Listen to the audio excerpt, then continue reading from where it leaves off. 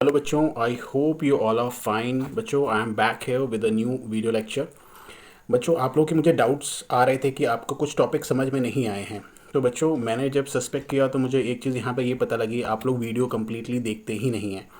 तो बच्चों, मेरी रिक्वेस्ट है आपसे कि प्लीज़ वीडियो को पूरा देखिए, वीडियो में से नोट्स बनाइए, उसको पॉज करके अगर आपको लगता है कोई लाइन इंपॉर्टेंट है उसको रिवाइंड करके दोबारा सुनिए और उसे नोट्स में मेंशन करिए, राइट। और उसके बाद डाउट रेस करिए, ठीक है।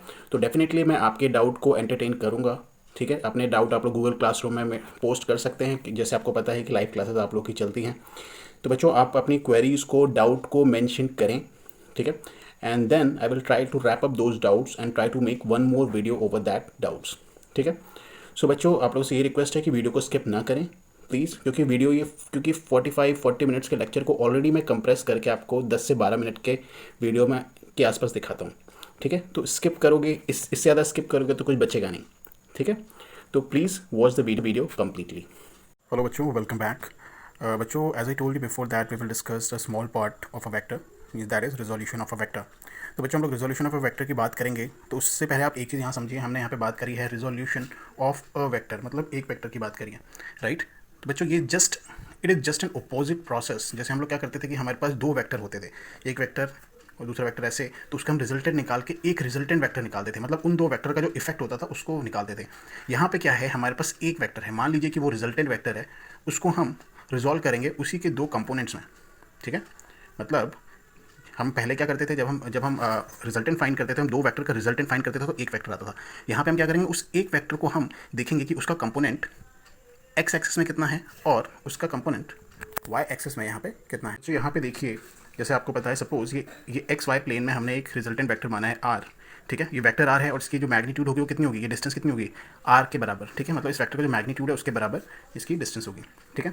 तो बच्चों, हम क्या करते हैं, हम अगर ध्यान से देखें, अगर कोई वेक्टर है वो पूरा का पूरा एक्स डायरेक्शन में जा रहा है ना, तो उसमें वाई एक्सिस का कोई कंपोनेंट नहीं है, राइट। तो सेम वे में अगर सपोज कोई वेक्टर वाई डायरेक्शन में जा रहा है तो उसका एक्स का कोई कंपोनेंट नहीं है, ठीक है। तो मान लीजिए अगर सपोज मेरा कोई वेक्टर पूरा एक्स डायरेक्शन में जा रहा है लेकिन ये हल्का सा वाई कंपोनेंट आ गया, मतलब हल्का सा ये उठ जाएगा वेक्टर, राइट। मतलब ये जो वेक्टर हमने बनाया है जो एक्स एक्सिस से हल्का उठा हुआ है, मान लेते हैं हम थीटा एंगल उठा हुआ है ये आर वेक्टर, तो इसमें एक्स का भी कंपोनेंट है और हल्का सा वाई का भी कंपोनेंट है, ठीक है। जो अगर हम देखें यहाँ पे, तो जो ये वेक्टर आर है, अगर हम देखें कि यहाँ से हॉरिजॉन्टल डायरेक्शन इसका मैग्नीट्यूड कितना है, ध्यान से देखिए कितना है, एस आर एक्स के बराबर है, ठीक है, आर सफिक्स एक्स के बराबर है। और अगर हम वाई डायरेक्शन में देखें कितना उठा हुआ है, तो ये इतना उठा हुआ है, इसको हमने आर वाई वैक्टर से डिनोट कर दिया। तो हमने ये रिजॉल्व कर दिया कि जो हमारा ये जो वैक्टर है ये दो वैक्टर से मिलकर बना है, आर एक्स और आर वाई से, है ना। तो अगर बच्चों अगर हम देखें ये जो आर है ये एक्स डायरेक्शन में इसका कंपोनेंट कितना है, चौड़ाई कितनी है, इतनी है, ठीक है। तो हम इसको आर एक्स से डिनोट कर रहे हैं। और अगर वाई डायरेक्शन में देखें तो इसकी जो चौड़ाई है वो कितनी है, इतनी है, तो इसे आर वाई वैक्टर से हम डिनोट कर रहे हैं। तो हम कह सकते हैं कि जो हमारा वेक्टर है ये आर एक्स और आर वाई वैक्टर से मिल के बना है, ठीक है।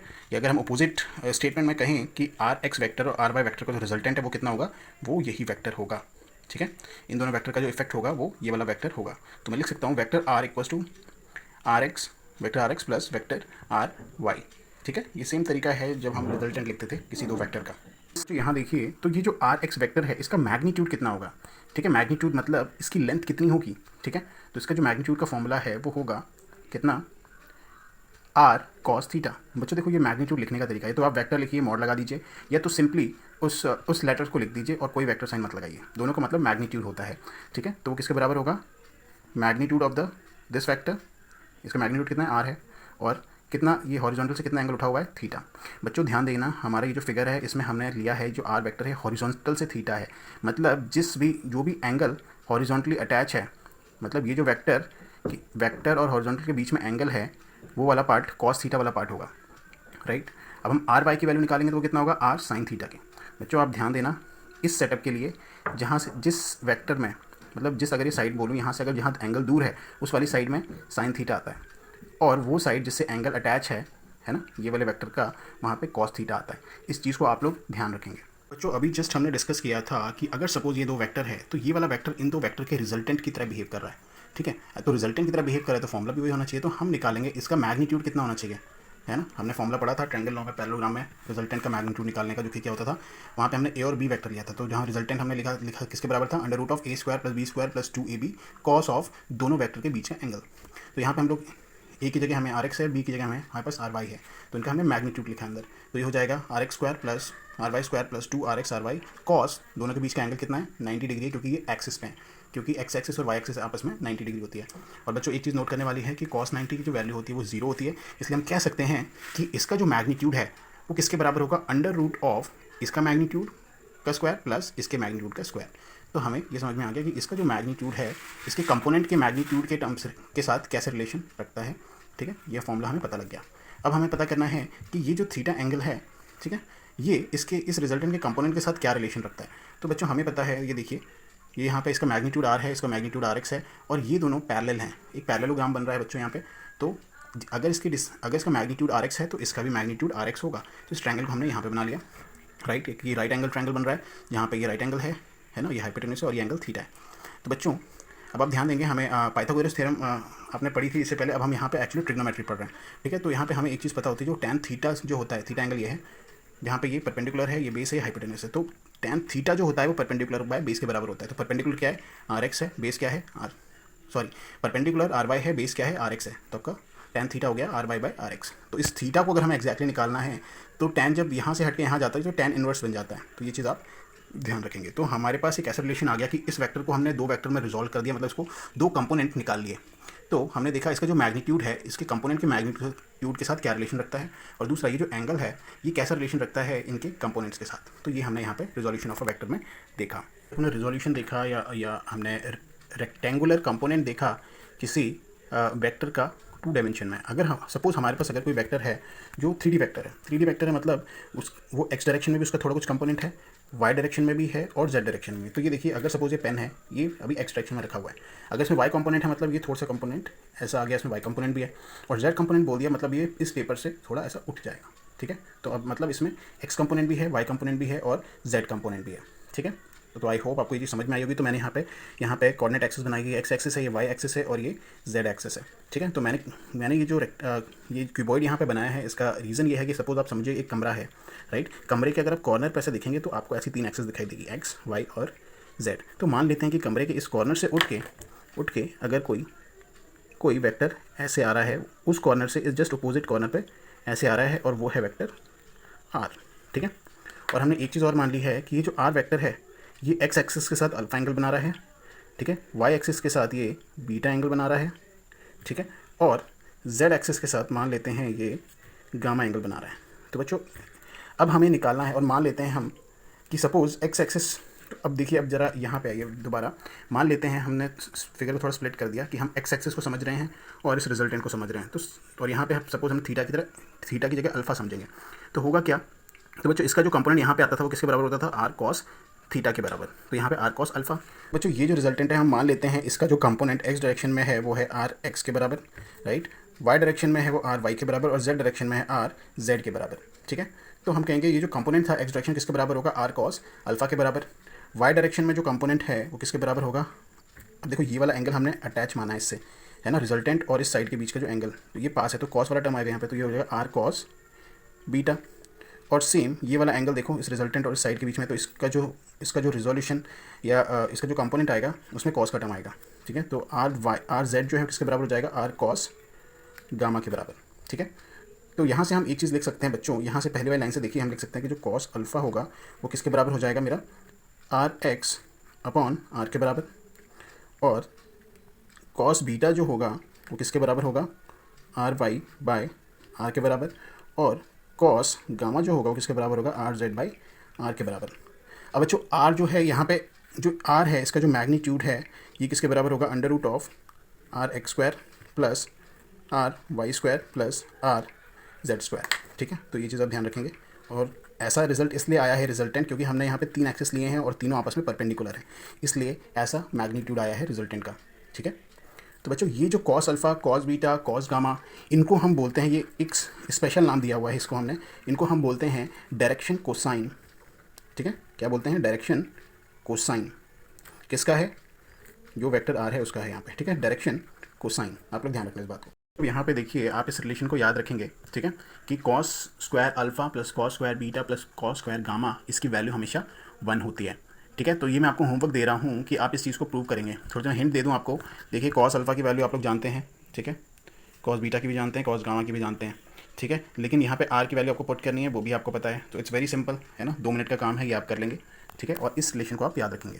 हम कुछ ज़रूरी पॉइंट्स नोट कर लेंगे यहाँ पे। तो मैंने यहाँ पे लिखा है नोट नंबर 1, ठीक है। नोट नंबर 1 में बच्चों मैंने क्या लिखा है कि when a point P have coordinates x, y, z, then its position vector OP equals to this. अब ये कैसे है बच्चों, देखो इसको हम इमेजिन करेंगे, सपोज ये x एक्सिस है, ये y है और ये z एक्सिस है, ठीक है। और ये पॉइंट P है स्पेस में। तो बच्चों ये जो वेक्टर है ओरिजिन से जा रहा है O से P तक, तो हमने वेक्टर OP नाम दिया है इसको, ठीक है।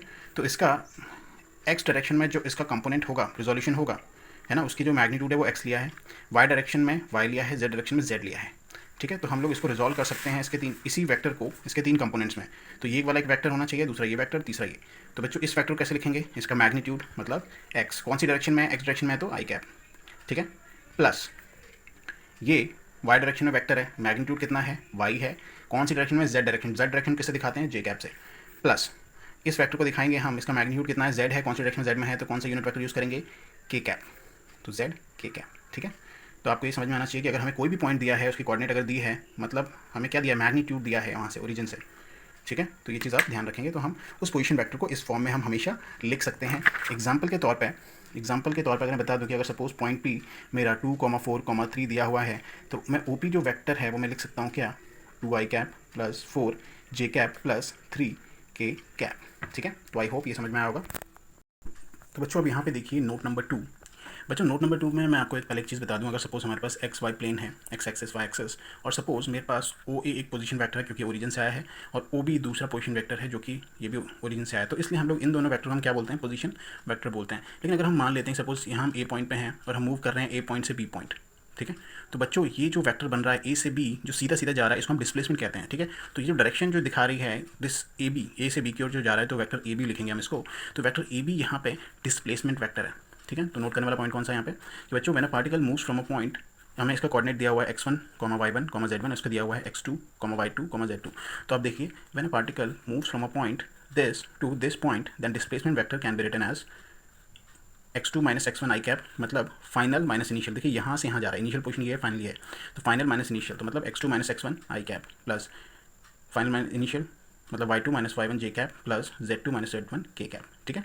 तो इस तरह से हम अपना डिस्प्लेसमेंट वेक्टर डिनोट कर सकते हैं। हम बहुत ही इंपॉर्टेंट पार्ट पे आते हैं which is known as vector multiplication. तो बच्चों मैं कुछ बस इंट्रोडक्शन पार्ट यहाँ पे अभी कवर कर रहा हूँ, बाकी I will cover up in the next lecture, ठीक है बच्चों। वेक्टर मल्टीप्लिकेशन में 3 तरह के ही मल्टीप्लिकेशन होते हैं। तो वेक्टर में आप जितने भी मल्टीप्लिकेशन पढ़ेंगे वो 3 ही तरह के पढ़ेंगे, ठीक है, जिसमें से सबसे ईजी और सबसे कॉमन है, अगर सपोज देखो वेक्टर में हम 2 ही क्वांटिटी पढ़ते हैं, या तो स्केलर क्वांटिटी या तो वेक्टर क्वांटिटी, ठीक है।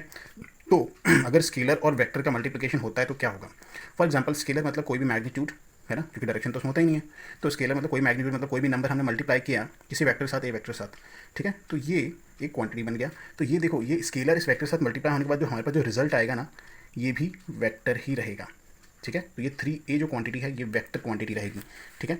और बच्चों हम आते हैं वेक्टर डॉट वेक्टर। बच्चों ध्यान देना यहाँ पे डॉट रहेगा, इसका रीज़न है बहुत बड़ा, मैं बाद में बताऊँगा।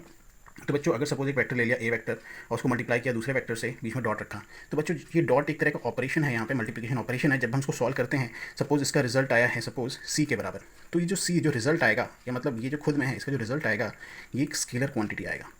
स्केलर क्वांटिटी मतलब जिसमें कोई डायरेक्शन नहीं होती, मतलब सिर्फ और सिर्फ मैग्नीट्यूड होता है। फॉर एग्जांपल अगर सपोज ये वेलोसिटी है, ये भी वेलोसिटी है, तो अब रिजल्ट यहाँ निकल के आ रहा है सिर्फ स्पीड, ठीक है, इसमें डायरेक्शन नहीं रहेगा। सपोज 5, 6, 10 कुछ भी स्केलर क्वांटिटी निकल के आ सकती है, ठीक है। अब बच्चों थर्ड मल्टीप्लिकेशन पे आते हैं कि वेक्टर क्रॉस वेक्टर। अच्छा बच्चों एक चीज़ और, ये हमने देखा था क्योंकि इसका रिजल्ट स्केलर आता था, इसीलिए हम लोग vector dot product of vector को हम क्या बोलते हैं, स्केलर प्रोडक्ट, ठीक है। डॉट प्रोडक्ट को भी हम क्या कहा जाता है, स्केलर प्रोडक्ट, ठीक है, या सिंपली इसको डॉट प्रोडक्ट भी कहा जाता है, ठीक है। तो ध्यान रखना इसको स्केलर प्रोडक्ट बोलने का रीज़न क्या है, क्योंकि इनको जब 2 वेक्टर के बीच हम डॉट प्रोडक्ट करते हैं तो उसका आंसर स्केलर निकल के आता है। तो बच्चों तीसरा मल्टीप्लिकेशन है वेक्टर क्रॉस वेक्टर। तो ए क्रॉस बी, हमने जब ये भी एक तरह का ऑपरेशन है मल्टीप्लिकेशन, लेकिन थोड़ा सा इसमें कुछ डिफरेंट टेक्निकलिटीज़ हैं, ठीक है। सपोज इसका जो रिजल्ट निकल के आया, सपोज हमने सी मान लिया, और सी जो है जो रिजल्ट आएगा वो खुद में एक वेक्टर होगा। इस चीज़ को आप ध्यान रखना, खुद में एक वेक्टर होगा, ठीक है। तो बच्चों खुद में ये वेक्टर होगा, इसका रिजल्ट वेक्टर निकल के आया है, इसका मतलब इसीलिए हमने इसको वेक्टर प्रोडक्ट भी बोला है, ठीक है। और सिंपली दूसरा नाम इसका क्या है, क्रॉस प्रोडक्ट, क्रॉस प्रोडक्ट। तो बच्चों सिंपली एक चीज़ हमें समझ में आ गई, अगर ये वेक्टर है तो इसके पास मैग्नीट्यूड भी होगा और डायरेक्शन भी होगा, ठीक है। तो बच्चों अगर सपोज मान लीजिए कि मेरा एक वेक्टर है यहाँ पे बी और दूसरा यहाँ पे वेक्टर है ए, ठीक है। तो इस सेंटेंस का मतलब क्या हुआ, ये जो रिजल्टेंट जो हमारा जो फाइनल इसका रिजल्ट आया है, ठीक है, ये रिजल्ट इस वेक्टर ए के भी परपेंडिकुलर होगा और इसके भी परपेंडिकुलर होगा। मतलब अगर सपोज ये वेक्टर ऐसा है तो ए से भी परपेंडिकुलर होगा और बी से भी, तो मतलब वेक्टर ऐसा होगा, या तो वेक्टर नीचे को भी हो सकता है, डिपेंड करता है वेक्टर ऊपर है या नीचे। इसके लिए हम एक रूल पढ़ेंगे जब हम इसको एक डिटेल में पढ़ेंगे। तो बच्चों आज तक के लिए इतना ही। Thank you so much.